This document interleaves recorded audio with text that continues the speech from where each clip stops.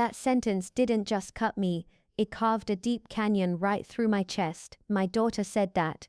And not in frustration, not in passing, but with cold calculation spoken like a strategy. She said it to my son-in-law Corey, and he laughed.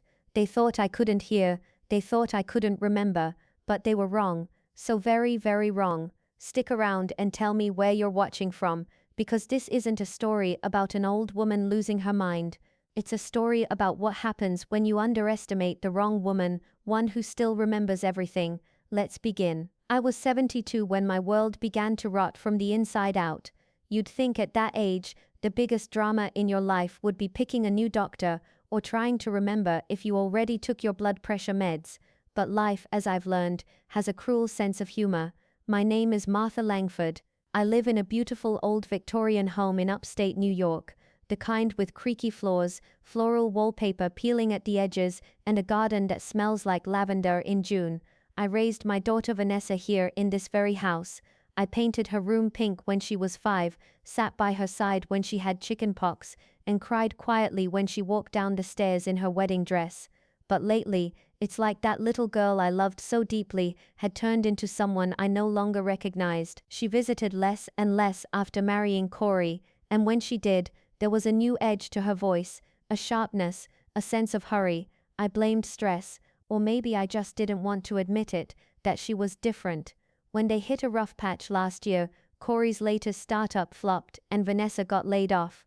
I offered him the guest rooms. What else could I do? A mother doesn't abandon her child in crisis, even if that child is difficult. And then came Eliza, my niece, my sister's daughter. We hadn't spoken in nearly a decade. She had always been wild, bad friends, bad habits, bad choices. But when she showed up at my front door with a suitcase in one hand and tears in her eyes, what was I supposed to do? Turn her away? I opened my home. Like a fool, I opened my home. At first it felt almost nice. My quiet house was suddenly filled with noise and warmth again. Laughter, conversations over coffee, a full dinner table. But things changed, subtly at first. I noticed Corey's eyes lingered too long on Eliza when she bent over to grab a plate, or how she giggled too much at his dumb jokes, how their shoulders brushed just a little too close when they passed in the hallway. I told myself I was imagining it, that it was innocent, that I was being paranoid, until the night I went downstairs at 1 a.m. to get a glass of water and saw the back door quietly swinging shut. Eliza's room was empty, Corey's slippers were gone. I stood there in the dim kitchen light, listening to the crickets and the silence, and something inside me twisted. Still I said nothing, because if I said it out loud it would be real, and I wasn't ready for real. But everything changed that morning. It was a Thursday. I remember because I had just come back from my weekly bridge group and was heading down the stairs to grab my crochet basket from the front closet. That's when I heard voices in the living room, Corey and Vanessa, low, tense. I stopped at the landing, not really intending to eavesdrop, just trying not to startle them, but then, I heard my name. She's senile, Vanessa said. She won't notice. Just take the brooch and the ring, the ruby one. You said the pawn shop guy was ready to pay cash. Senile, as if I wouldn't hear it, as if I couldn't understand. Corey laughed. She keeps everything in that top drawer in the sewing cabinet, right? We could be on a plane by Friday if we sell it quick. Vanessa scoffed. I mean, we've been hinting for years she should downsize. She's got more junk than anyone needs. She won't even realize it's gone. She probably thinks Dad's still alive half the time. My knees went weak. They were stealing from me. Not just stealing, they were planning it, like a team of burglars. And it wasn't just Corey, it was my daughter, my only child, the person I'd sacrificed everything for, the person I once stayed up 3 nights straight rocking when she had the flu, the girl who used to call me her hero. They were selling my memories for airfare and escape. And the worst part, they thought I was too old, too slow, too senile to do anything about it. I didn't say a word. I turned and climbed the stairs slowly, quietly, one hand on the railing to keep myself steady. Every creak of the wood felt like a betrayal echoing beneath my feet. By the time I got back to my room and shut the door, the ache in my chest was like fire, not just sadness, fury. I sat down on the edge of the bed and looked around at everything in my room, photos of my late husband, the clock that chimed on the hour, The crystal perfume bottle Vanessa gave me when she was 10, all of it suddenly felt violated. I opened the top drawer of the sewing cabinet, just to see, the ruby brooch gone, my emerald ring missing, the gold locket still there, but twisted open as if someone had checked for hidden stones. Tears came but they didn't fall. I wouldn't give them that power. No, this wasn't the time to cry. This was the time to remember who I am. I am not some fragile old woman fading into the background of her own life. I am Martha Langford. I raised a daughter. I buried a husband. I survived cancer, recessions and loneliness that nearly killed me, and I will not be discarded like an afterthought. They think they've fooled me. They have no idea what I'm capable of. People like Vanessa and Corey, they don't realize how sharp silence can be. They think if you don't yell or fight back right away, you've already surrendered. They thought they'd won, but I wasn't broken. I was watching, and now I had the one thing they never gave me credit for: time and a plan. The next morning, I sat at the kitchen table, sipping my tea like it was any other day. Rufus, my old spaniel, rested his chin on my foot. The scent of rosemary from my garden drifted in through the open window. Vanessa breezed in, still dressed in her silk robe, scrolling through her phone like I didn't exist. "Morning, Mom," she said casually, not even glancing at me. "Good morning, sweetheart," I replied sweetly, stirring honey into my cup. "Did you sleep well?" She hesitated, maybe surprised I wasn't cold or suspicious.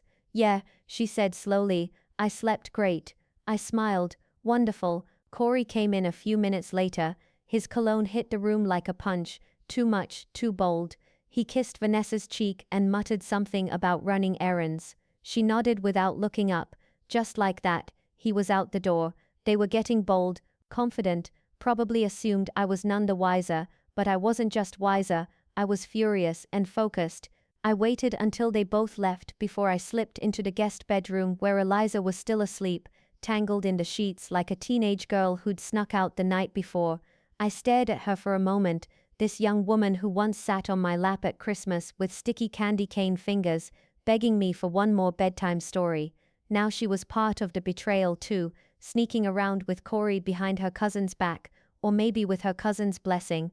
At this point I couldn't tell who was worse, but I knew one thing: they were all tangled in this together. I stepped into my bedroom and opened my desk drawer, not the jewelry drawer they already violated, the one they didn't know about, the one I kept locked. Inside was my late husband's camcorder, old but functional. Alongside it, a tiny audio recorder I'd used once to transcribe interviews for a local newspaper column I wrote in my 50s. They had tech, so did I. That evening, while Vanessa and Corey were out getting dinner, I set up the recorder under the living room couch, behind the leg that faced the stairs, right where I'd overheard their conversation. The camcorder I rigged into the sewing room, the place where they'd be looking for more to steal. I even left a few smaller pieces in plain sight. Bait. If they wanted to steal more, I wanted to catch them in the act. The next day, I started acting the part they'd cast me in, the fragile old woman. I forgot where I'd put the car keys. I asked Vanessa the same question twice. I fumbled a jar of jam and let it shatter on the floor, all while apologizing like a woman lost in her own kitchen. They exchanged glances. Exactly what I wanted. By the end of that week, Vanessa was leaving doors unlocked and whispering louder. Corey came and went freely. Eliza started dressing like she didn't even care who saw. They were slipping, assuming I was slipping faster. I was quiet, but every moment I was gathering rope, the kind they'd hang themselves with. Then came the moment I needed. It was late. I was supposedly asleep. They always assumed I went to bed at 9. I sat up in bed in the dark, listening as soft footsteps crossed the hardwood floors, the slight click of a drawer, the rustle of fabric. I didn't need to see it. The camera did, and it caught everything. The next morning, I smiled at Vanessa over pancakes. She smiled back, falsely sweet, that same tight little smirk she wore at 17 when she was lying about sneaking out. "Hey Mom," she said casually, "we've been thinking, maybe it's time to talk about downsizing. The house is a lot to manage at your age." "Oh, that's thoughtful," I said. "I'll think about it." "You don't have to decide right now," she added. "We're just looking out for you." "Of course, dear," I said with a nod. "Looking out for me, that's what family does." I excused myself from the table, walked into the garden, and closed the gate behind me. Then I finally cried, not because I was weak, because even knowing what they were doing, it still hurt, because the betrayal doesn't sting less just because you're ready for it. It was my daughter, my only child, and the man she married, and my niece. They were all playing me like a fool, but they forgot. I've lived through a war, I've raised a child alone, I've buried people I loved. I'm not a victim, and this wasn't over, not even close. Some truths are too ugly to ignore once they're spoken out loud. But some lies are even uglier when they're caught on camera, and mine were about to come crashing down. I had names, dates, voices on tape, and a video clip of my own daughter's husband pocketing my jewelry like he was picking up groceries. They'd laughed, planned, called me senile. Well, let's just say, senile old ladies don't install hidden cameras and audio recorders. And they certainly don't hire lawyers with sharp suits and sharper tongues. The morning I decided to confront them, I baked a peach cobbler. That probably sounds strange, but when you've been hurt the way I have by your own blood, there's something comforting about doing something with your hands. Stirring sugar, butter, flour. It gave me control again, even if just for a few minutes. I set it on the table like bait. Vanessa and Corey came floating down the stairs like a happy couple on vacation, and Eliza followed a moment later, pretending she hadn't just spent the night in the wrong bedroom again. Smells amazing, Mom, Vanessa chirped. It does, Corey added, helping himself to a slice. You really should open a bakery, Eliza giggled, sitting too close to him. Too late, she'd forget to turn on the oven. They laughed. I smiled, and inside, I burned. I've been thinking, I said, folding my hands politely. Maybe you're right. Maybe it is time to talk about the future of the house, about downsizing. Vanessa perked up instantly. Really? Yes, I nodded. I've decided to meet with a realtor next week. You know, see what the market's like. That's smart, Mom, she said too quickly. You don't want to get overwhelmed managing all this. Overwhelmed. I smiled wider. No, not at all. That's when Corey leaned in with that fake charm I used to mistake for manners. You sure you want to wait till next week? I know a guy who flips houses. He could make you a good offer fast. Oh, I'll bet he could. Flip this house right out from under me, and I'd be tossed into some retirement facility before I could finish my tea. I kept my voice calm. Let's give it a few days. I need time to go through some paperwork. Of course, Vanessa said, whatever you need. And that's when I knew they were getting desperate. Because when Vanessa says whatever you need, she really means whatever helps me. That evening, I locked myself in the bedroom and made 3 copies of the video and audio files on a flash drive, a cloud backup and a hard copy. One went to my lawyer, Marjorie Hanley. The next morning, Marjorie's been a friend since our church soup kitchen days. She may wear floral scarves and sensible shoes, but I've seen her tear through a courtroom like a lioness in pearls. I slid the flash drive across her desk. She watched the footage, all of it, didn't say a word until it ended. Then she looked at me and said, "How soon do you want to play your cards?" "Soon," I replied. "But not yet. I want them to feel safe. I want them to think they've won." Marjorie nodded. "You want them cocky and careless." "Exact." She smiled, just a little. "You're sharper than they deserve." I know. By the weekend, Vanessa and Corey were packing boxes, not mine, theirs. They told me they were going away for a mini vacation with Eliza, a weekend at a lakeside Airbnb, just to unwind. Said they'd be back Monday. I could feel it. This wasn't a vacation, this was the escape plan. They'd pawned the jewelry, they'd gathered enough cash, and they thought I wouldn't even notice they were gone until their flight left JFK. "Take your time," I told them sweetly as I handed Vanessa a snack bag for the road. "You deserve a break." Corey smiled at me with that crooked, condescending smirk. "Don't do anything crazy while we're gone." Oh honey, I already had.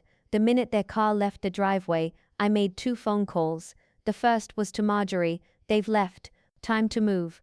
The second was to the police. I filed a formal report for theft, fraud, and elder abuse. It wasn't just about the jewelry anymore. It was about manipulation, exploitation. They'd lied, gaslighted, stolen, and they left a digital trail longer than the driveway. The officer took the report seriously, said it wasn't the first case like this they'd seen. "That's the saddest part," I said quietly. "You give them everything and in the end, they take what's left." By Sunday, a warrant had been issued. By Monday, Vanessa and Corey came home to flashing blue lights and an officer on the porch with a clipboard. "Ma'am," he said to me gently, "do you want to be present when we bring them in?" "No," I replied, looking out the window at the family I once loved, now walking into the trap they built for themselves. "I've seen enough. Some people scream when they're caught. Others pretend nothing's wrong at all." That's what Vanessa did as she stepped out of the police cruiser, her ponytail still perfect, lips still glossed, trying to convince the world this was just a misunderstanding, as if the handcuffs weren't real, as if her betrayal was just a silly family spat. But I wasn't confused. I was finished. The living room felt colder than usual, or maybe it was just me, watching the wreckage of a daughter I once sang to sleep. Corey stood on the front porch, defiant as ever, demanding to speak to someone in charge. "They're trying to frame us," he shouted. "This old woman is senile. She doesn't know what she's doing." That word again, senile, as if forgetting where you put your reading glasses makes you blind to betrayal. The officer calmly read their charges: theft, conspiracy to commit fraud, and elder exploitation. A fancy phrase, but it meant something simple. They stole from me, used me, and thought I'd never fight back. Vanessa finally turned her eyes on me, and for the first time in weeks, she didn't smirk. "Mom, tell them this is a mistake, please." "No, Vanessa," I said softly. "The mistake was thinking I wouldn't notice, or that I'd forgive this." She opened her mouth, but I raised my hand. "Don't. You called me senile. You helped your husband steal my jewelry. You lied to my face while sharing my roof." Her face twisted in something halfway between shame and disbelief. "You raised me better than this." "I did," I said, "but you made your own choices." And that right there was the truth she couldn't outrun. They were processed and released later that day on bail, of course. White-collar crimes don't always come with orange jumpsuits on day one, but the wheels had turned, and nothing was going back to how it was. That night, Eliza returned, alone, nervous, hair still damp from a rushed shower, eyes rimmed in black mascara and regret. "Aunt Martha," she said softly, standing in the doorway to my kitchen like a shadow of herself, "can we talk?" I didn't answer right away. I poured myself a glass of water, sipped it slow, then I gestured to the chair across from me. She sat, wringing her hands. "I didn't know it would go this far," she began. "I never meant to hurt you. You slept with your cousin's husband under my roof," I said calmly. "That's not an accident, Eliza." She looked down, voice cracking. "I was stupid and angry. You always loved Vanessa more. She had everything: attention, money, the house, even her father's name. I was just a niece, and you thought stealing from me would even the score." She didn't answer, but her silence was an answer all the same. I took a long breath. "I've lived through a lot of pain, Eliza. War, widowhood, raising Vanessa on a single income. I've fought for every piece of silver in this house, and you three thought you could just walk off with it." Tears spilled down her face. "I came to say I'm sorry." "Are you sorry?" I asked, "or just scared?" More silence, just her shaking shoulders and trembling breath. "You're not going to jail," I said. "Not yet anyway. I didn't name you in the police report." Her head shot up. "Why?" "Because you're still young enough to change," I said. "But let's be very clear, you're never welcome in this house again. You used me, you betrayed me, you lost your place here." She nodded, slowly. "I understand. And Eliza," she looked up, "you're not a victim in this, but you were never invisible. You did that to yourself." She left that night without another word, her suitcase dragging behind her like a wounded dog. And just like that, my house was quiet again. But quiet doesn't mean peaceful. In the weeks that followed, Vanessa tried everything. First came the tears, then the angry voicemails, then the letters. "Mom, you can't do this to your own daughter. You're ruining our lives. What will people think?" Funny how she cared about my opinion now. Corey tried calling too, threatening lawsuits, saying I was mentally unfit and easily manipulated, but the lawyer shut that down fast. Marjorie had sent over a formal restraining order, barring them both from stepping foot on my property. They were no longer my family, they were just names on a court docket now. I'd like to say it felt good, that vengeance tasted sweet, but the truth? It tasted like grief. You raise a child, you pour everything into them, and still there's no guarantee they won't break your heart. I spent nights sitting on the porch, drinking tea in the dark, listening to the wind rattle the chimes. Some memories I didn't want to keep, refused to leave. Vanessa's laughter as a toddler, her first birthday cake, the way she used to squeeze my hand when she was scared of thunder.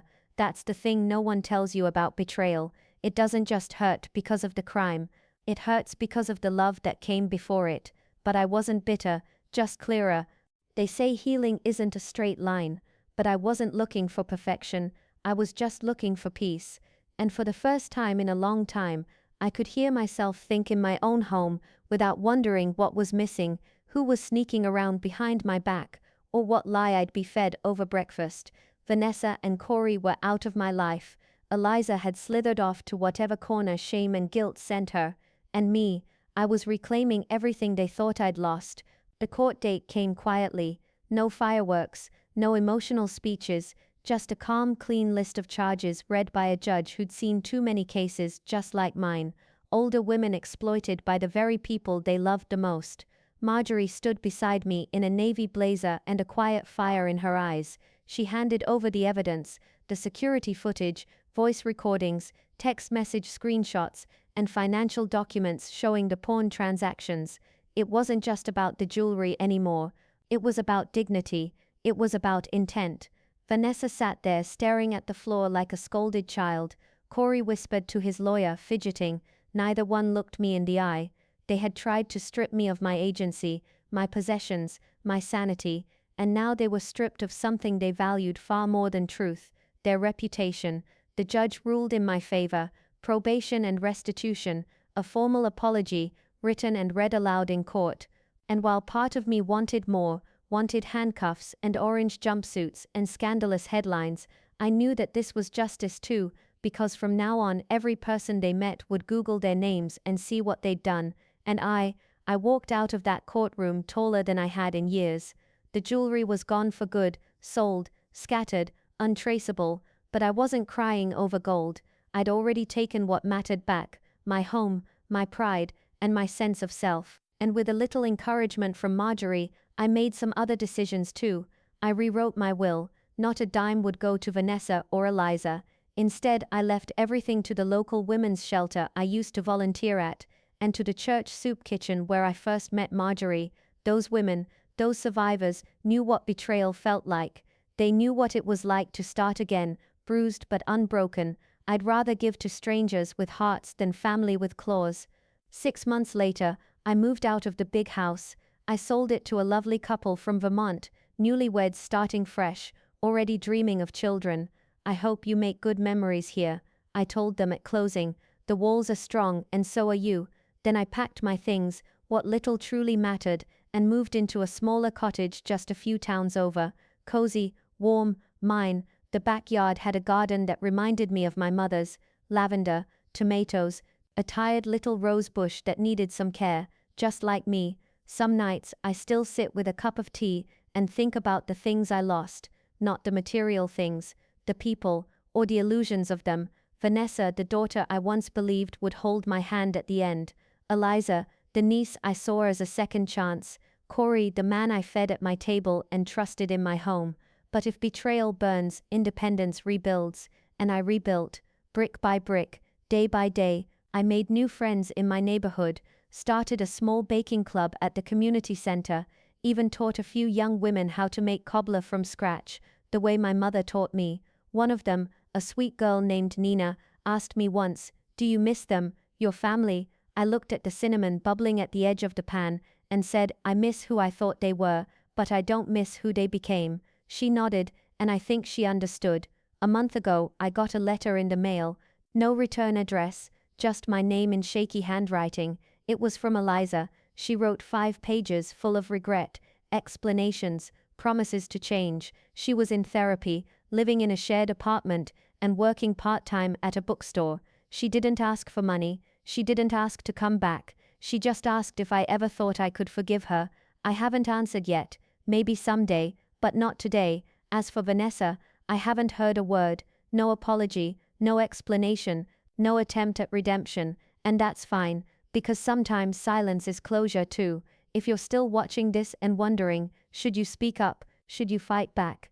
Let me tell you something, woman to woman. You don't need permission to protect your peace. You don't need to justify your worth to those who take, and never give. You are not too old, you are not losing it, you are not invisible, you are powerful, loved and seen. And if you've been betrayed, I hope my story reminds you, it's never too late to write the ending you deserve.